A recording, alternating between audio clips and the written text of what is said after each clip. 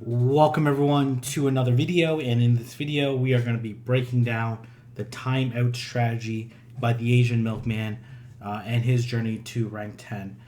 Similar to how Stark's video, I could have just did a bunch of battles and commentary, which I think is very useful, is very good. But because he used such a unique team of Dugong with Ice Shard, Icy Wind, and Water Pulse, Mantine with Bubble Beam, and Ice Beam, and then Wish Cash with Mud Shot, Mud Bomb, and Blizzard. I really want to break down the nuances of this team. And if you don't know the Asian Milkman, if you're a hardcore battler and you're part of the Sylph Arena inner circle, then you know the Asian Milkman. You know he's an extremely talented battler. We've battled a few times on Go Battle League. He's definitely gave me a lot of L's, but he's a very strong and talented battler, and this team comp is very unique and is very, very, very, very, very interesting. So let's go into the matches and why. Let me just first off, there's me, and then let's go into this first battle. So the first one's like how the team wins. So it's going to be able to just demonstrate against a pretty standard win that we go up against. So this is Dugong versus Umbreon, and Umbreon, one of the tankiest Pokemon in all of Great League. I think maybe the third tankiest Pokemon, in maybe fourth after like Blissey or something like that, or high stat product or something like that. Fourth or fifth bulkiest overall. Anyways, very very bulky, but Dugong is also very bulky as well. Very defensive oriented Pokemon, and you would think like, okay, is Dugong going to be able to actually beat Umbreon? Well, the thing is with Icy Wind, first off, Icy Wind does quite a bit of damage itself for a debuff move. And then the second thing is that every time an Icy Wind lands, there's 4 stages. First stage is it drops the attack by 1.25. Second one, 1.5. Third one, 1.75. The final and fourth one is by 2. What that means is the damage is then divided by that number, and then obviously all the rounding and whatnot. And you can see he's already applied 4 debuffs, and you would think that he would actually not survive this. But because of the 4 debuffs, this style play actually does half the damage it would normally do. And he's actually able to win the lead scenario versus an Umbreon, which is very impressive. And he's going to go into Wish Cash, into Bronzong, which allows him to control switch advantage. And this Bronzong does a really nice job at switching in the last moment. But then unfortunately, this Swampert is going to be encountered by the Mantine. And this is not good news for this Swampert. If the Swampert is carrying Hydro Cannon and Earthquake, it basically would do resisted damage on top of the Bubble Beam. In this case, it's likely a Sludge Wave. Or actually goes for the Hydro Cannon bait. And you can see he's not even worried. He's already debuffed this Swampert by 1 stage. And then Mantine is also very bulky. So Mantine being bulky, having the debuff moves, Dugong being very bulky and having the debuff moves means those 2 Pokemon can last in the match much longer than they would normally do without the debuff moves. And the third way that you can stall out a match is by spamming charge moves. And there's very few more meta relevant spammers than Wish Cash with Mud Shot and Mud Bomb. So it's able to spam out, has better bulk than Swampert. And you're gonna see how little damage these charge moves do. He's gonna shield the first 2, but he's gonna tank the third. And to be honest, he didn't need to shield any of these to win the match. Obviously, he should, because that's the much safer way. But you're gonna see how little damage these charge moves do. So he ends up going for the Mud Bomb. He ends up actually mud shotting down anyways. So you're gonna see. So a very effective team. All of them have really great bulk. Obviously, triple water means that it's weak to grass, but each of these Pokemon have ice moves to be able to deal with grass. As you can see, actually, maybe he wouldn't be able to take all of them. But he actually probably would have mud shot it down beforehand because obviously the confusion damage.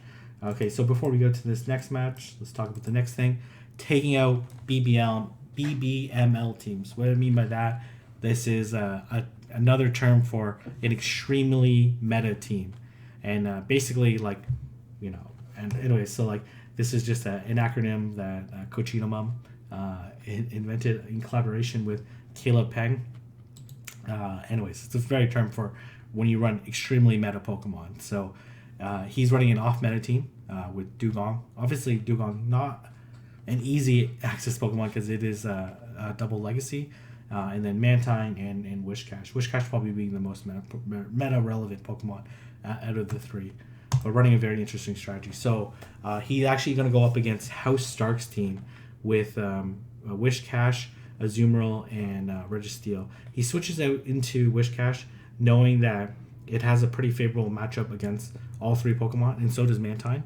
And then Dugong actually is actually the weak link against this team because it actually ends up losing pretty hard to Toxicrow and losing pretty hard to Registeel, and then it's actually able to beat out the version that House Stark uses of Azumarill with Bubble, Ice Beam, and Hydro Pump, just because without the Play Rough, you're not able to do even neutral damage.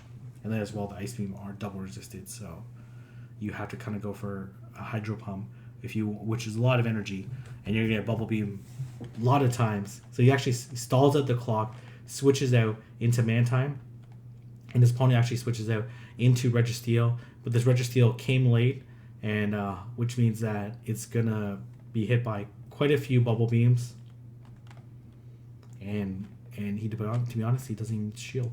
Like, these Flash Cannons are resisted, and then with the Bubble Beam, this is going to be the second Bubble Beam, is going to reduce the attack again, go from 1.25 to 1.5, and you can see he's just absolutely mauling this team right now. These bubbles and Bubble Beams are slowly chipping away at these Registeel. And Bubble has like pretty good energy generation, obviously not as fast as Lock On, but Bubble Beams is also less energy than Flash Cannon, which allows him to actually be able to get these charge moves slightly faster than Registeel. And how do you know how many he's hit this Registeel with quite a few, and he's actually just going to fall just short of being able to land this Bubble Beam, super close, but the Lock On's able to take it out, and he's actually going to go into Dugong, and you're going to see how little damage this Flash Cannon is going to do. Oh man, that's absolutely nuts. And he actually comes into Toxicrow, but Dugong is an absolute beast and is actually going to be able to absorb this Mud Bomb pretty easily. And then he's going to go for the Icy Wind, hoping to draw the shield. It actually doesn't, and he's going to switch out to Wishcash, and then immediately switch out into Azumarill. And I can understand why he decided to not shield Toxicrow, knowing that if the Wishcash had a Mud Bomb in the back, that would actually KO Toxicrow, as opposed to the Icy Wind's going to be absorbed by Toxicrow. Not easily, but going to be absorbed. And you're going to see this is going to put this Dugong is going to be able to match up against this Azumarill pretty easily, and they actually go for the Ice Beam. Obviously, this Ice Shard's going to KO this Azumarill, and because the Toxicrow doesn't have any energy, he's actually able to land this Icy Wind and was going to win by timeout anyway. So you can see how this team, how he was able to use this team and actually timed out. If he actually didn't hit that charge move, he actually would have lost. But how he was able to use this team to take out one of the early super meta relevant teams. So let's actually go on to the third one, and this is winning by timeout. And see Dugong into Sableye. And because these Pokemon are all very bulky, whoever wins is the Pokemon, either whoever has the most Pokemon is the first condition. The second one is you have the same amount of Pokemon, who has the highest percentage of HP left on the Pokemon that's on the field. So he's going to land this Icy Wind, and this Sableye actually doesn't shield. Interesting. And he could have landed Icy Wind there, but going to let this Foul Play come through. And then going to look to land. He probably could have farmed down, but this is fine too. And he lands the Icy Wind, and let's see what comes out. It's actually going to be a Azumarill. So there's 3 bubbles. And he's just going to look to spam 4, 5, and then that's just an Ice Beam. Maybe he got to enough energy for a Play Rough. We'll see. Anyways, there's 2 more bubbles. And then you can see these icy winds are just adding up. These ice shards are adding up, and then that should be, could potentially survive an ice beam. Actually ends up being a play rough, and then he's gonna switch into Wish Cache, and because of how debuffed this Azumarill is, I think it's got hit by 3 icy winds. Basically, its attacks are like doing almost nothing to Wish Cache. Actually switches out into Registeel, and I kind of understand why he was doing that. He was potentially invoking a blind switch. Like in this, he had like almost no win condition. Like this Wish Cache is going to be able to outspam the Azumarill, or he's hoping whatever's in the back gets beat by Azumarill and they stay in or something. I'm not sure.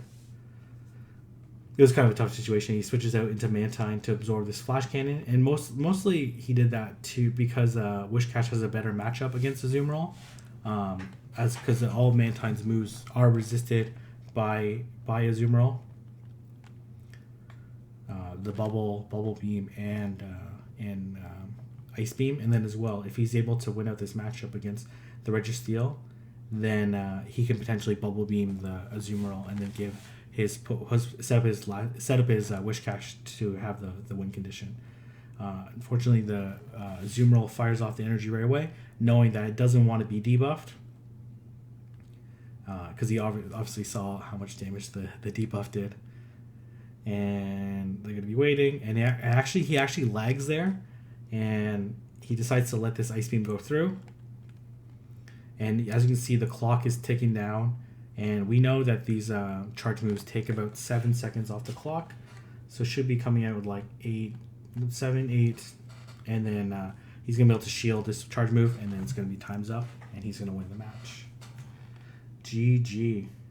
So let's take a look at the last thing in beating an anti-team. This is a team that, I wouldn't say this is like a pure counter team. We're not talking about like triple grass or something, but any grass type is a huge threat against his team. And he leads Dugong into Meganium. And you know, the Asian Milkman is like the master of mind games. So he knows that this Meganium could double shield and then basically take out the rest of his team. So he's going to look to land this Icy Wind, and he's going to reduce the attack. He's going to shield the first Frenzy Plant because obviously that does the most. And you can see these ice shards are slowly chipping away at it. So he wants to preserve the shield, and he's going to no shield, and then he's going to dare his opponent to double shield, knowing that he might have a counter in the back. Like, it's very logical for him to have a counter to grass.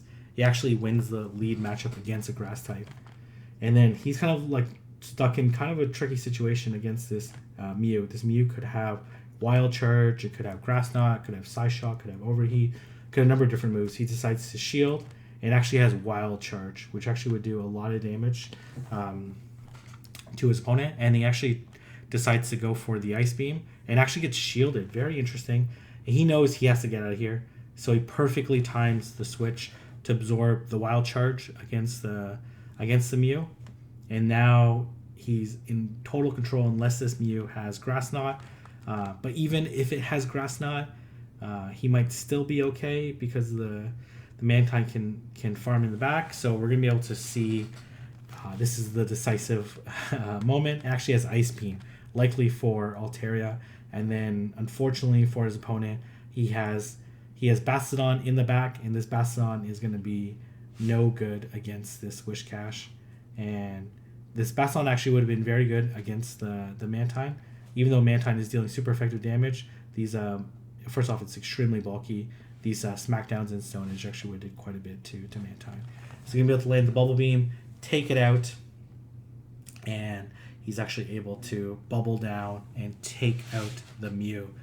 So he's able to beat a team that's not the perfect counter against it, but any grass type would have been a huge, huge threat to his team, and he was able to navigate it extremely well, and he had coverage on each of his Pokemon to be able to late game nuke Icy Wind, Ice Beam, and a Blizzard to take out any grass type. So very effective play, really interesting team. I like doing this style of videos. I like doing the commentary one as well and showing off a bunch of different matches. But I think it's kind of cool to like break down each of the matches and kind of put themes around them so you can kind of learn something from these matchups. So let me know what do you think about the team, the strategy, the Asian Milkman's play, and this is a good way. I think I'm gonna do one more Great League video, but I think this is a good way to almost wrap up Great League for season 1 of Go Battle League, and I look forward to doing some Ultra League content. Definitely check out Twitch tonight if you're watching this video on March 28th.